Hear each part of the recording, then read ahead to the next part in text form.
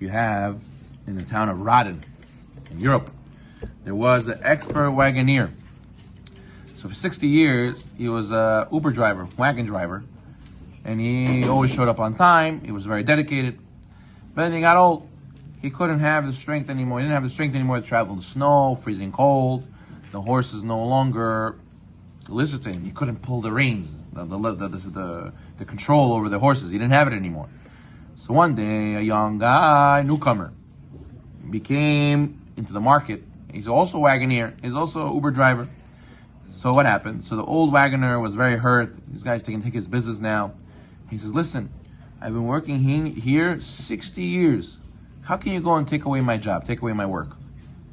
The young guy said, listen, you're old. It's time for you to stop working. New sheriff in town, you know? So he's a man of truth. And he said, listen, you're right. Why should the people be stuck with little old me? They deserve a guy who's going to do the job right. He says, but let me test you and see if you're going to be the proper guy to take over the business.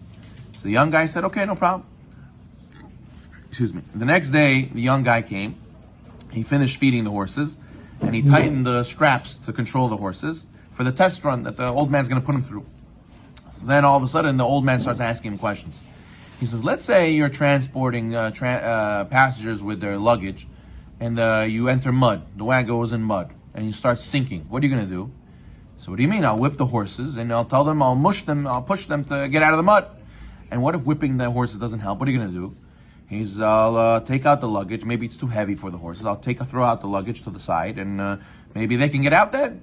He says, and what if you're still stuck? So I'll ask the passengers to jump out, and then we'll move. And he says, you're right.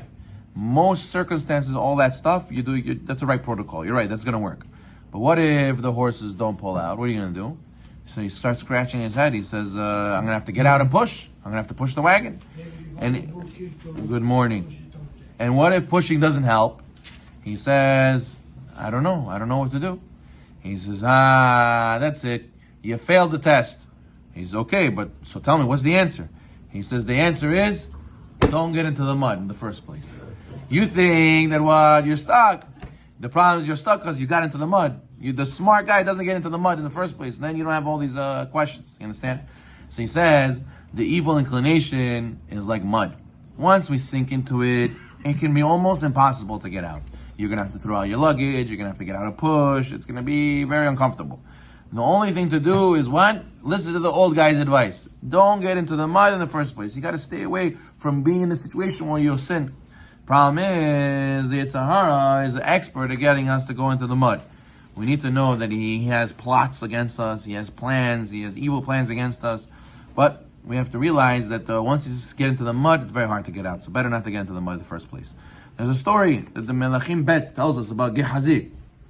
Gehazi was a righteous Jew. He woke up every day before dawn, prayed 3 times a day, put tefillin. He even wore a Rabbeinu Tam. And what happened?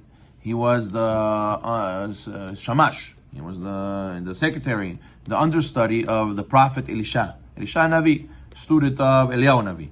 And what? So he took over and taught when the rabbi couldn't teach. He was second in command. He even beard, peyot, long coat and hat. He looked like a rebbe from the previous generations.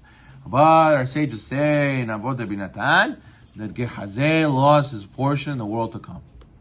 How do you do that? So the Gemara says there was a guy named King of Aram named Naaman. He had sarat, he had leprosy. So he wanted to get a cure. He went to Elisha Navi, and Elisha Navi had opportunity to do Kiddush Hashem. So he told Naaman, if you go in the Jordan River 7 times dip, you'll be healed from sarat. Naaman said, what do you mean? I went to Damascus River, I went to that river, I went to all these healing places to go and get healed. Banya and waters and hot springs didn't help. So no, trust me, go to Jordan River 7 times dip, you're going to be fine. So he says, okay, you know what? He said, his servants, Naaman's servants said, listen, what is he asking of you? He's asking you to give him treasure and gold boxes and money. No, all he's asking you is go dip. What do you lose by listening to him? He says, you know what? Okay, let's try it. Let's try to see if this prophet is a liar or not. So he went and he dipped and he emerged and he got healthy. He got healed. And he made a Kiddush Hashem. Hashem makes miracles.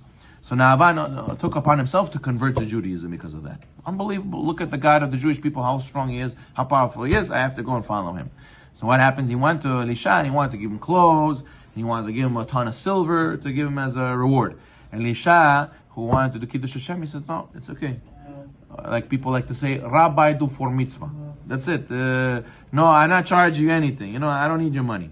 So therefore, Gehazi, what happened? Gehazi ran after Naaman after he left without Elisha knowing. And Gehazi went and he chased him. He says, listen, Elisha changed his mind. Daimo, give me all the stuff you wanted to give. And what happened? And he said, the rabbi thought he was, I see he crumbled to the desires. I don't want to convert anymore. That's it. This is all baloney. And what happened? He decided to be just a righteous Gentile, not convert to a Jew. And what happened when Elisha found out what Gehazi did? He cursed him that Naaman's leprosy should go onto him and his children, and he should lose a chelak olam haba, because he did midah keneged midah, measure for measure. Gehazi caused Naaman not to become a Jew and lose that reward. So now you lose that reward. You lose the reward of being a Jew. No olam haba. So what do you see? Gehazi, who was a tzaddik, who was a scholar, he lost everything. Why? Because for the little lust, olam hazeh, he fell into the mud and he couldn't get out. And therefore you see that you have to have strength, courage, bravery, and you have to fight the Yetzer Hara and not fall into the mud. We have to learn from Gehazi. You could be so religious. You could be with the prophets. You're next to the Baba all day. And what? You could still fall in the mud and it's very hard to get out. So keep your eyes open. Careful. Watch out for the mud. Baruch Adonai Olam.